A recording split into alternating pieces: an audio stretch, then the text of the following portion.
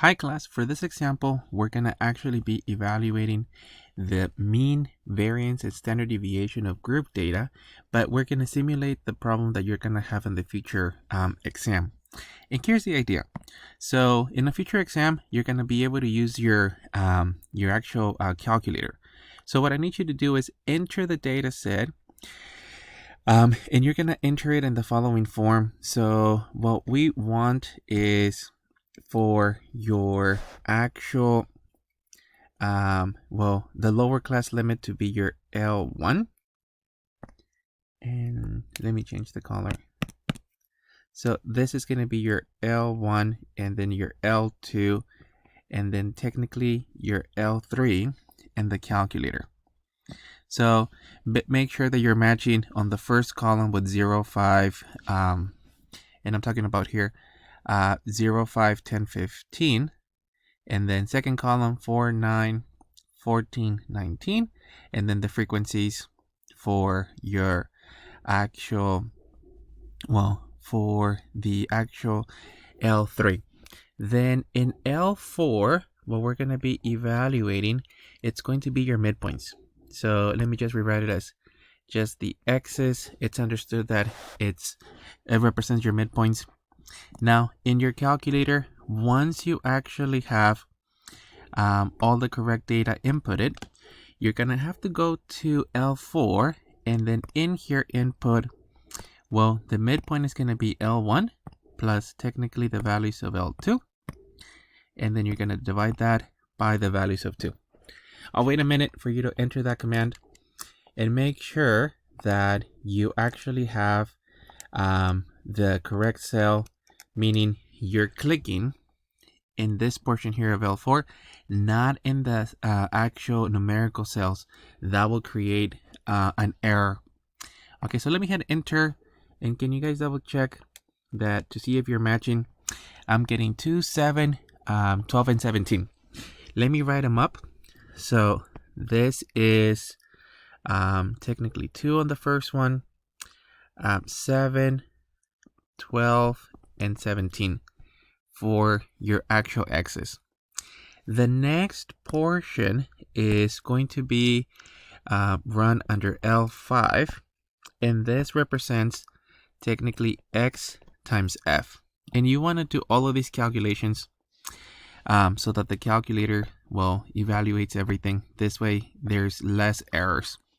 So we're going to input parentheses, and x times f, which happens to be, technically the upper portion of the mean, or the numerator of the fraction, it's going to be your L4, which we just calculated, times your L3.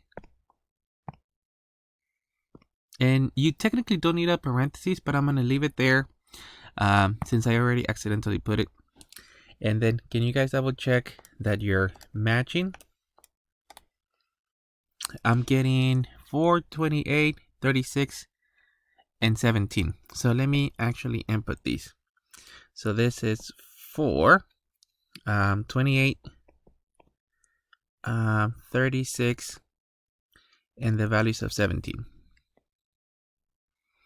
Now, the next portion is to calculate the actual mean.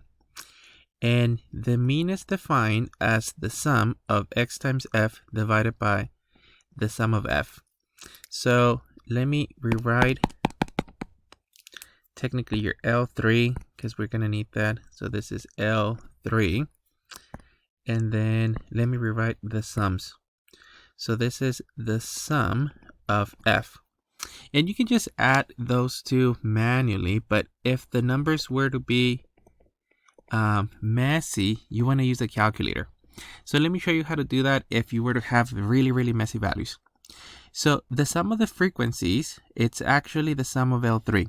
So you can just simply do a stats, a one variable stats, but we want to do a one variable stats on L3.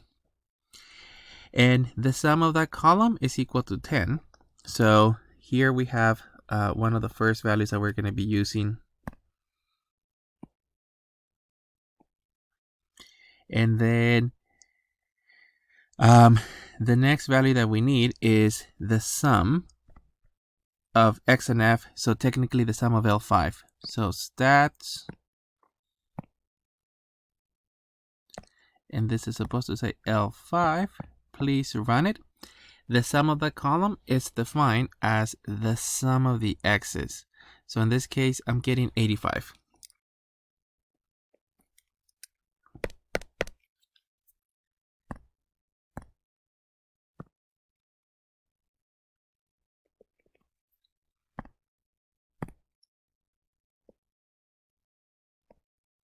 So for this particular one, our value of the mean, it's going to be technically 85 divided by 10. So this is going to give us an 8.5.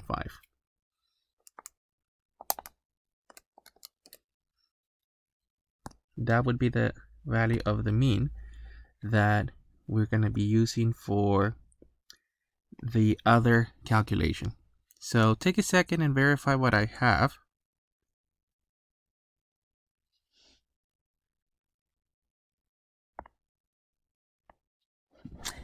Okay, the next step is going to be to create the column that's actually gonna have this portion here of x minus the mu squared times f. And this one is messy. Very easy to mess up somehow by just clicking the incorrect, an incorrect value. This is L6, and technically the formula that we're using is just this portion.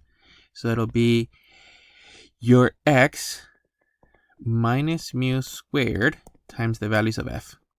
So let me go back to the calculator, and then we're going to be under L6.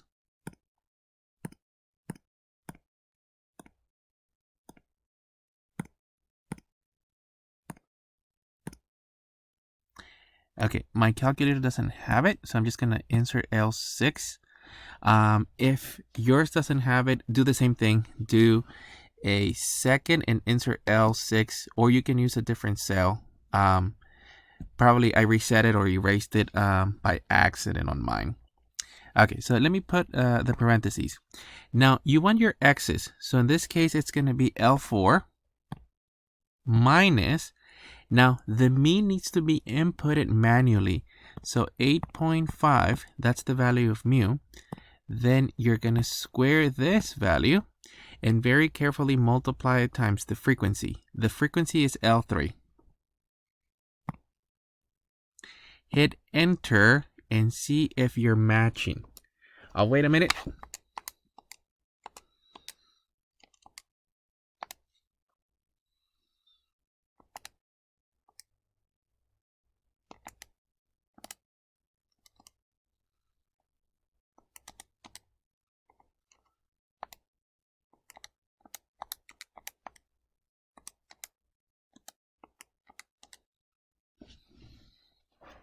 Okay, let me actually input those values, and I'm getting 84.5.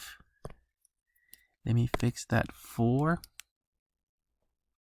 The next value, I'm getting a 9, 36.75, and 72.25. We're gonna do the rounding until the very end. They only want one. Oh, it's supposed to say decimal. Apologies for that. I'll fix it before I upload the file. Okay, so in this case, that's technically it for the L6. Let me actually evaluate the formula. So this is going to be the sum of x minus mu squared times f. And in order to get that sum, you're going to have to do a one variable stats on technically L6. And that's going to be the sum of those values. This is giving us 202.5. So this will be 202.5.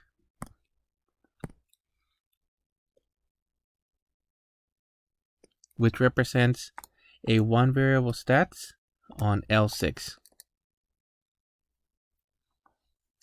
Okay, so we're almost ready to finish this one. Your value of the variance, so in this case, our values for sigma squared. So sigma squared is equal to the sum of x minus the mu squared times f divided by, since this is considered a population, the sum of f, which in this case, it's going to be the 202.5. The sum of f, that would be the sum of the frequencies, that's going to be 10. So 202.5 divided by 10, it's going to be 20.25. Let me double check this calculation before we go any further, but that's the measurement for the variance. The last calculation, it's going to be technically the standard deviation, which is the square root of the sum of x minus mu squared times f divided by the sum of f, which in this case, it's actually done. It's the square root of the 20.25.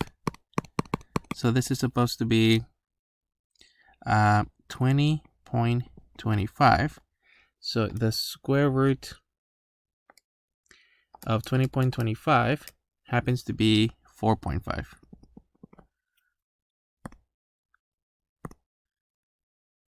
So this will be the final answer. The only discrepancy that we could have is that in the rounding, they technically want 1 decimal, and here I accidentally misspelled it. So your actual value of mu is correct, 8.5. The variance should be rounded to 20.3 if we're going to round to 1 decimal place. That would be it, and you're going to be using heavy use of the calculator. On the problem that you're doing on the midterm, it's going to have this setting. You're not going to have very messy numerical values. It's a matter of writing them, and it's going to be this length.